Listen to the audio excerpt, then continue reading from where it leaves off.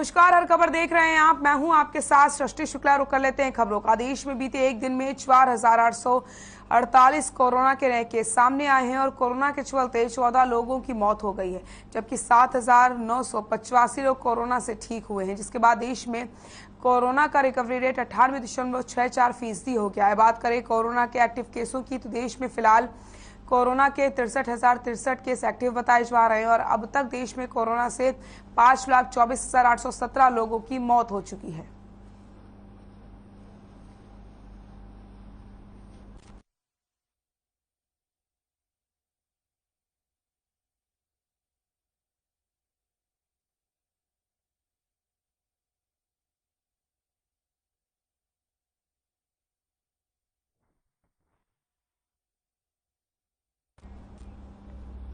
हरियाणा में बीते दिन में कोरोना के 689 नए मामले सामने आए। वहीं प्रदेश में बीते दिन कोरोना के चलते एक भी मौत नहीं हुई और अब तक कोरोना के 9,95,147 मरीज रिकवर हुए हैं, जिसके चलते कोरोना का रिकवरी रेट 98.69% है।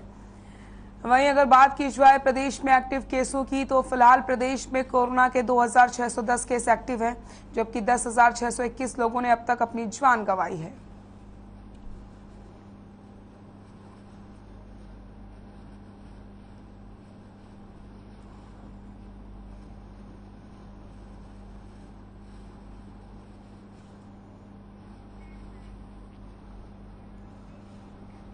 हरियाणा के मुख्यमंत्री मनोहर लाल ने प्रदेश के व्यापारियों को एक नायाब तोहफा दिया है। अब कपास पिराई का काम करने वाले व्यापारी प्रदेश में एक साथ टैक्स अदा करके लाइसेंस ले सकेंगे। इससे प्रदेश में व्यापार बढ़ेगा और सरकार को राजस्व भी मिल सकेगा।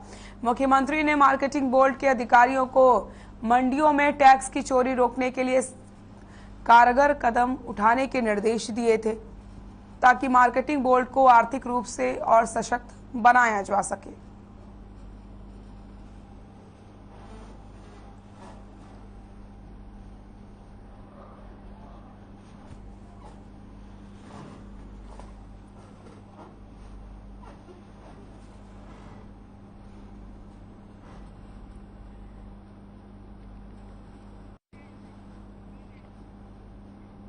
अंबाला पहुंचे गृह मंत्री अनिल विज ने अग्निपथ के विरोध में तोड़फोड़ और आगजनी करने वालों पर बयान देते हुए कहा कि तोड़फोड़ करने वालों को किसी सूरत में बख्शा नहीं जाएगा। आगजनी करने वाले लोग सेना में जाने वाले नहीं हो सकते। साथ ही साथ कहा कि शरारती तत्व देश की शांति को भंग करने का प्रयास कर रहे हैं। वहीं अनिल विज ने कोरोना को लेकर के कहा कि प्रदेश में कोरोना नियंत्रण में है, हालात पर नजर रखी जा रही है।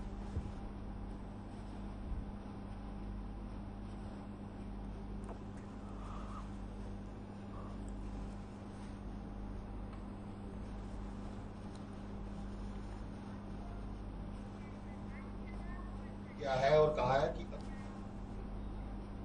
हरियाणा विद्यालय शिक्षा बोर्ड के 10वीं का परिणाम भी घोषित हो चुका है। बोर्ड का 10वीं का परिणाम 73.18% रहा। इन परिणामों में लड़कियों का परीक्षा परिणाम 76.26, तो लड़कों का परीक्षा परिणाम 70.50% रहा। हरियाणा विद्यालय शिक्षा बोर्ड के अध्यक्ष डॉक्टर जगबीर सिंह और सचिव कृष्ण कुमार ने पत्रकार वार्ता करके जानकारी दी। 10वीं के परीक्षा परिणाम में अमीशा ने 499 अंक लेकर के पहला स्थान प्राप्त किया। साथ ही चरखी दादरी के गांव भांडवा की सुनैना, जींद के उचवाना मंडी की खुशी और कैथल के शिशमोर की मंजू ने 497 अंक प्राप्त करके दूसरा स्थान हासिल किया। वहीं सोनीपत के हलालपुर की सुहानी, हिसार के बिटमंडला की रीना, हिसार के मदन हेड़ी के लवकुश, हिसार के शिवनगर की हिमांशी और भिवानी जिले के गांव मांधड़ा की हिमानी ने 496 अंक अर्जित करके तीसरा स्थान प्राप्त किया है। आज हमारा 10वीं का रिजल्ट आया है, जिससे हम बहुत ज़्यादा खुश हैं और आज का हमें अपना रिजल्ट का परिणाम मिलने वाला है और हमारा परिणाम बहुत अच्छा आया है। इसलिए मैं आपसे भी जानना चाहती हूँ कि आप अपना रिजल्ट अवश्य देखें। बहुत अच्छा रिजल्ट आया हमारा 10th का, हम बहुत ज़्यादा खुश हैं। मैं आज ना 10वीं के रिजल्ट की बहुत टेंशन हो रही थी। अब मैम ने बताया कि अच्छा रिजल्ट आया, इसलिए बहुत खुश है सभी। आज हमारी कक्षा 10वीं का रिजल्ट आया था, हमें बहुत खुशी हुई है। सारे बच्चे अच्छे से पास हो गए हमारी क्लास के और मैम ने तो यही बताया। आगे की क्या तैयारी? आगे हम 11th में अब अपनी स्ट्रीम से मतलब चूज कर पाएंगे जैसे हमारे नंबर आए हैं।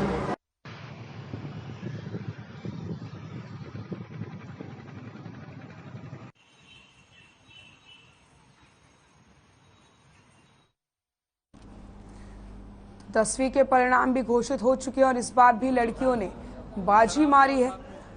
और जब बच्चियों से बातचीत की गई तो उन्होंने कहा कि वो बेहद खुश हैं क्योंकि उनकी मेहनत रंग लाई है और परिणाम काफी अच्छे आए हैं। तो एक बार फिर से हरियाणा में 1 2 3 जंप। लड़कियों ने बाजी मारी है। एक बार फिर रिपीट करेंगे।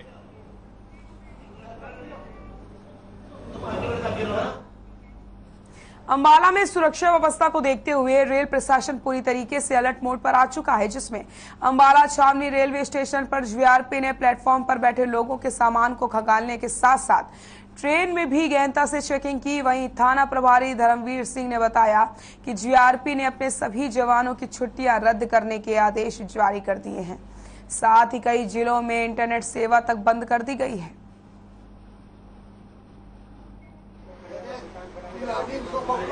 तो रेल प्रशासन ने अलर्ट जारी कर दिया है। रेलवे स्टेशन पर कड़ी सुरक्षा बढ़ा दी गई है। आपको बता दें सभी स्टेशनों की गहनता से जांच की जा रही है। जवानों की छुट्टियां रद्द करने के आदेश भी जारी कर दिए गए।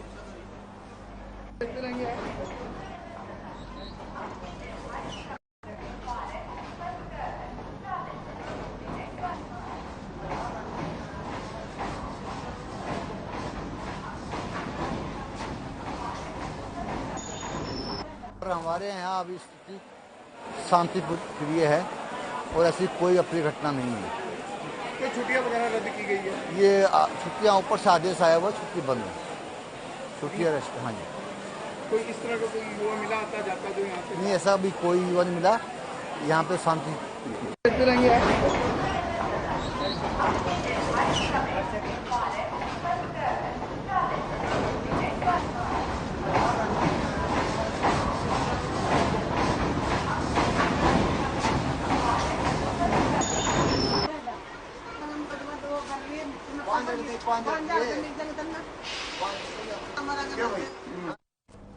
जीरकपुर में बीते 3 दिनों से बिजली गुल है, तो वहीं कैबिनेट मंत्री हरभजन सिंह ने मौके पर पहुंच करके जायजा लिया और कहा कि बिजली गुल होने के मामले का पता लगाया जा रहा है कि आखिरकार क्यों बिजली काटी जा रही है, जिससे लोगों को परेशानियों का सामना करना पड़ रहा है।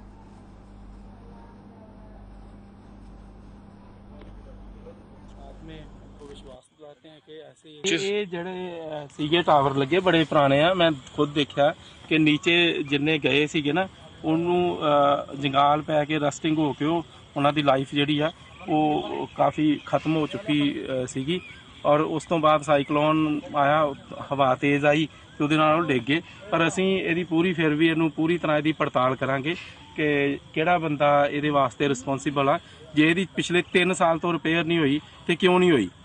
ਐਕਚੁਅਲੀ ਜਿਹੜੀ ਚੀਜ਼ ਜਿੰਨਾ ਚਿਰ ਉਹਦੀ ਲਾਈਫ ਹੁੰਦੀ ਆ ਉਹਨਾਂ ਕਿ ਚਿਰ ਹੀ ਹੁੰਦੀ ਆ। ਪਿੱਛੇ ਜੇ ਮੈਂ ਉੱਥੇ ਵੀ ਗਿਆ ਸੀਗਾ ਗੁਰੂ ਨਾਨਕ ਦੇਵ ਹਸਪੀਟਲ, ਇੱਕ ਅੱਗ ਵੀ ਲੱਗੀ ਸੀਗੀ। ਉਹ ਵੀ ਮੈਂ ਦੇਖਿਆ ਕਿ ਕਾਫੀ ਪੁਰਾਣੀਆਂ ਚੀਜ਼ਾਂ ਜਿਹਨੂੰ ਲੰਬੇ ਸਮੇਂ ਤੋਂ ਕੁਝ ਰਿਪੇਅਰ ਨਹੀਂ ਕੀਤੀਆਂ ਜਾ ਰਹੀਆਂ, ਉਹਦੇ ਕਰਕੇ ਇਹੋ ਜਿਹੀਆਂ ਘਟਨਾਵਾਂ ਵਾਪਰਦੀਆਂ ਨੇ। ਔਰ ਜਿਹੜੇ ਆ उनके ऊपर भी एक्शन लिया जाएगा कि आखिर बिल्कुल लवांगे जी। एक्शन तो बगैर नहीं।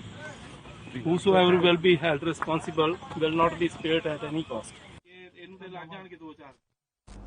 कैथल पुलिस को बड़ी कामयाबी हाथ लगी। पुलिस ने ऐसे 2 आरोपियों को गिरफ्तार किया है जिन्होंने गोविंद कॉलोनी में 9 जून को धमकी भरा पत्र देकर के फिरौती मांगी थी। वहीं CIA 1 में पुलिस अधीक्षक मकसूद अहमद ने प्रेस वार्ता के दौरान बताया कि मुख्य आरोपी पुष्पेंद्र और उसके नौकर जगदीश को पुलिस ने गिरफ्तार कर लिया है। दरअसल पुष्पेंद्र की एक फैक्ट्री है जो पिछले 2 सालों से नुकसान में चल रही है। लगभग 70 लाख के कर्ज को चुकाने के लिए आरोपी ने फिरौती मांगने की वारदात को अंजाम दिया था।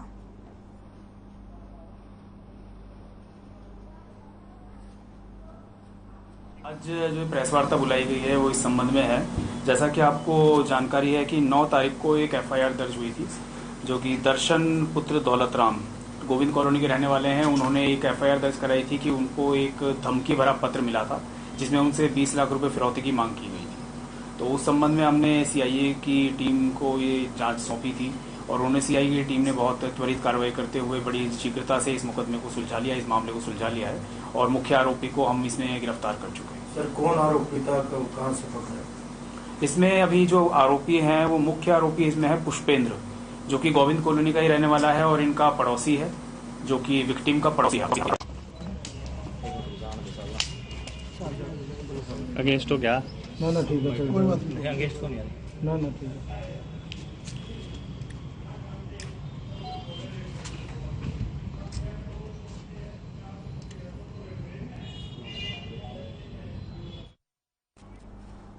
खबर सिरसा से है, जहां डेरा सच्चा सौदा के प्रमुख बाबा राम रहीम को 30 दिन की पैरोल देने पर अंशुल छत्रपति ने अपनी प्रतिक्रिया जाहिर की है।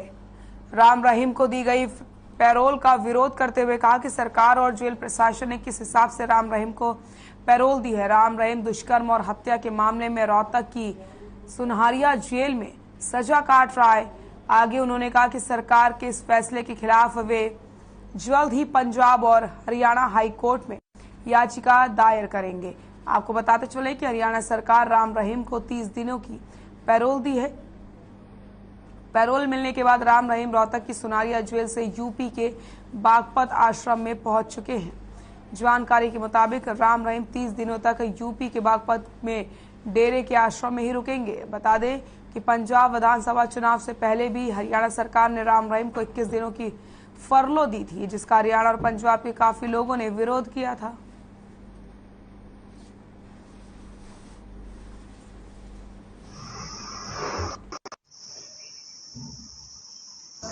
देखिए, ये सरकार ने जिस तरीके से जेल महकमे ने और हरियाणा सरकार ने सहूलियत प्रोवाइड करवाई है गुरमीत राम रहीम को, कहीं ना कहीं ये पिछले काफ़ी अरसे से बार बार एक ट्रैक तैयार किया जा रहा था हरियाणा सरकार द्वारा राम रहीम के लिए, कभी 1 दिन की, कभी 4 दिन की मेडिकल पैरोल, तो उसके बाद 3 हफ्ते का फरलो दिया गया। तब भी हमने विरोध जताया था।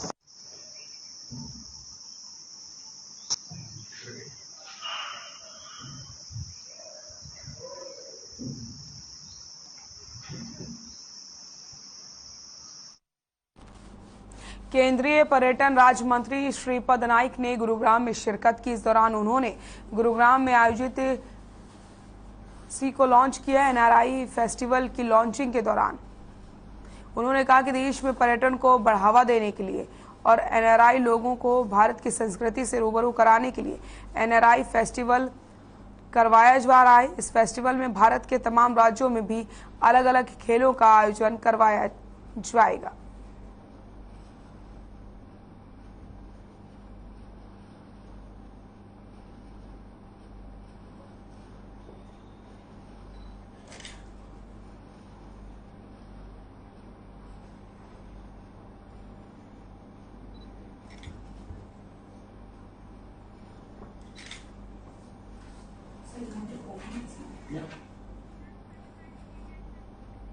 गुरुग्राम के साइबर थाना यूनिट ने पौष इलाके में फर्जी कॉल सेंटर चलाने के जुर्म में 3 लोगों को गिरफ्तार कर लिया है। दरअसल आरोपी विदेश में बैठे लोगों के साथ ठगी कर रहे थे। वहीं एसीपी क्राइम ने बताया कि साइबर थाने में शिकायत मिली थी पालम विहार में कुछ लोग फर्जी कॉल सेंटर चला रहे हैं, जिसके बाद उन्होंने छापेमारी करते हुए 3 आरोपियों को 3 लैपटॉप, 4 मोबाइल और 30,000 रुपए सहित गिरफ्तार किया। फिलहाल पुलिस ने तीनों ठगों के खिलाफ मामला दर्ज करके जांच शुरू कर दी है।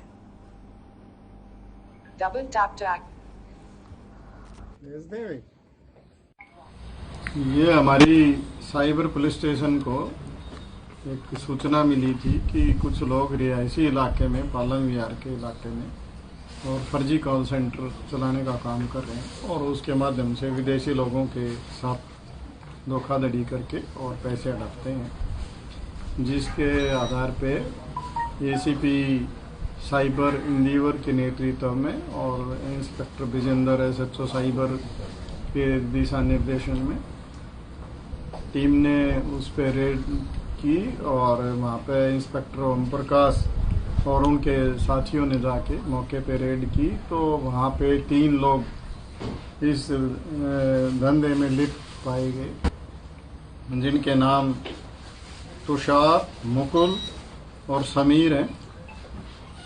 अब जब इनसे पूछताछ की गई इस बारे में तो ये पता चला कि ये विदेशी लोगों को बल्क में मेल भेज के और उनको सर्विस सेंटर के नाम पे नंबर प्रोवाइड कराते थे मेल्स में, और वो लोग जब उस नंबर पे कॉल करते थे तो ये उनकी जानकारियां हासिल करके और उनसे पैसे ठगते थे।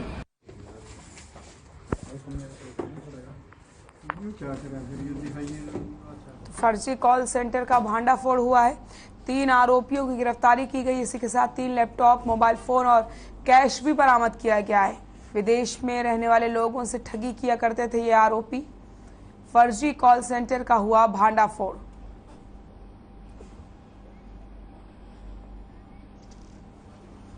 Pause recording button. Double tap to act.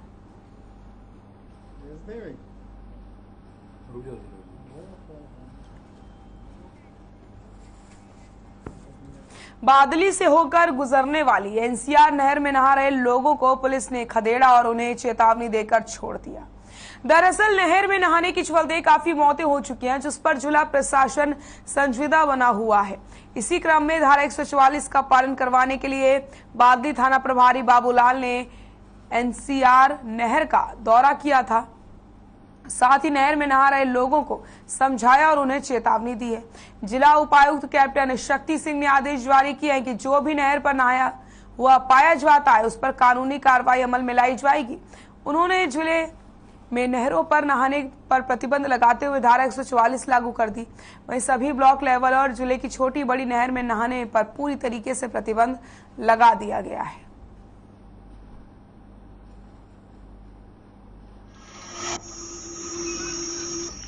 जो जिला प्रशासन की तरफ से हमें दिशा निर्देश प्राप्त हुए हैं और एसडीएम साहब की तरफ से दिशा निर्देश प्राप्त हुए हैं कि ये बादली के क्षेत्र में जो एनसीआर नहर गुड़गांव में जा रही है, पानी की सप्लाई हो रही है, इसमें काफ़ी लोग जहाँ भी रोड पर इंटरसेक्शंस हैं वहाँ पर रुक कर नहाते हैं और नहाते टाइम पे हादसे हो जाते हैं, जिसमें जिनको तैरना नहीं आता डूब जाते हैं।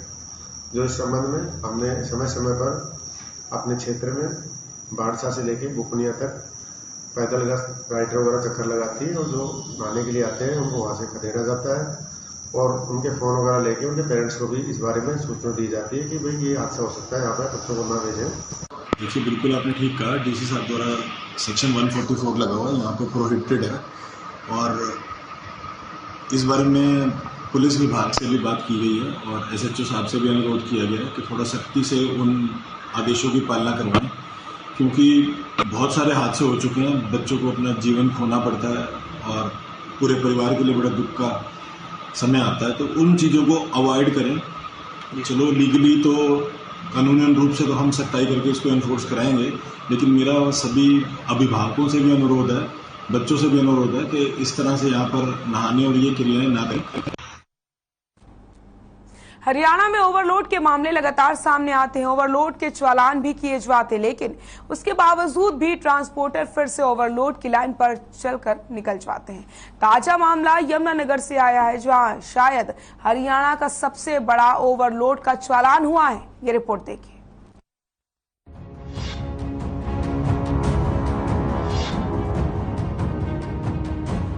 जिला परिवहन अधिकारी सुभाष चंद्र और उनकी टीम ने एक ट्रक पकड़ा है।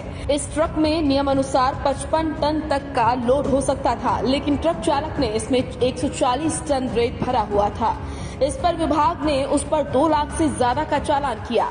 जिला परिवहन अधिकारी सुभाष चंद्र का कहना है कि अब ओवरलोड पर और सख्ती की जा रही है। मई महीने में जहां 600 से ज्यादा वाहन ओवरलोड के पकड़े गए, उन पर 1 करोड़ 60 लाख का जुर्माना किया गया। वहीं जून में अब तक 200 वाहनों का चालान करके 60 लाख जुर्माना वसूला गया। 2,05,500 रुपए का जुर्माना किया गया। कार्रवाई के लिए हमारी जो टीम है, मैंने कल भी दोबारा से इसको मैकेनिज्म तरीके से गठन किया है। टीम का 2 टीमें बनाई गई हैं और दोनों टीमें ही 24 घंटे चेकिंग पर रहेगी ताकि जान और माल की हानि न हो। वहीं पीडब्ल्यूडी विभाग के कार्यकारी अभियंता नवीन खत्री का कहना है कि ओवरलोड के कारण सड़कें क्षतिग्रस्त होती हैं, सड़कों का नुकसान होता है, तय वजन से ज्यादा माल ले जाने पर हादसे भी होते हैं। उन्होंने कहा कि इसमें और सख्ती की जानी चाहिए। वहीं हरियाणा एंटी करप्शन सोसाइटी के अध्यक्ष एडवोकेट वरयाम सिंह का कहना है कि ओवरलोड के खिलाफ सख्ती होनी चाहिए। इस मामले को लेकर वो पंजाब हरियाणा हाई कोर्ट में याचिका दायर कर रहे हैं, जिसमें पुख्ता सबूत भी उपलब्ध करवाए जाएंगे। वहीं उपायुक्त का कहना है कि वो इस मामले को देखेंगे और ऐसे मामलों में सख्त से सख्त कार्रवाई होनी चाहिए। जो सरकार के नियम है, जो लोड जिस गाड़ी का जितना पास करती है, उसी वो स्टैंडर्ड एक्सेल लोड कहा जाता है उसको। उसी लोड पे सारी सड़कें, जो भी हमारा डिजाइन होता है वो सारा उसी लोड के अकॉर्डिंग होता है। अगर कोई भी ओवरलोडेड व्हीकल इस पे चलेगा। देखिएगा, जिला यमुनानगर में ओवरलोड अपनी चरम सीमा पर है। जिले की कोई सड़क ओवरलोड की चपेट में ना आई हो, ऐसी कोई सड़क नहीं रही। और अगर बात गुंथरा और जठलाना क्षेत्र की करें तो यहाँ दिन रात सैकड़ों ओवरलोड वाहन यमुना नदी के अंदर से रेत का खनिज लेकर के वो दिन रात चल रहे हैं। किसी पर कोई कानूनी कार्रवाई नहीं हो रही। अधिकारी जानबूझकर अपने निजी स्वार्थ के लिए इन ओवरलोड्स को सूचनाएं उपलब्ध कराते हैं और व्हाट्सएप ग्रुप की रैकियां करवा करके इस ओवरलोड को क्षेत्र से गुजारा जाता है। लेकिन ये मामला जो है इसका मैं अभी संज्ञान लूँगा और जहाँ तक जो DTO है उनके द्वारा जो चालान की कार्रवाई है उसके बारे में और जो सड़क है उसके बारे में PWD एक्सचेंज से जो है रिपोर्ट ली जाएगी। सर, जो दोषी जी, लेकिन संबंधित विभाग जो है उनके द्वारा जो है इसमें क्या कार्रवाई बनती है और उन्होंने क्या करी है, इसके बारे में रिपोर्ट लेके जो दोषी है इसमें उनके खिलाफ कार्रवाई करी जाएगी। ओवरलोड का खेल वर्षों से जारी है। हर महीने सैकड़ों वाहन के चालान होते हैं, लेकिन उसके बावजूद वाहन चालक फिर से वाहनों पर ओवरलोड चलते हैं, जिससे न सिर्फ राष्ट्रीय संपत्ति सड़कों का नुकसान होता है बल्कि कई तरह के हादसे भी होते हैं। इस पर और सख्ती की जरूरत है। यमुनानगर से हर खबर के लिए सुरेंद्र मेहता की रिपोर्ट। खबरों में फिलहाल के लिए इतना ही। देखते रहिए हर खबर। नमस्कार।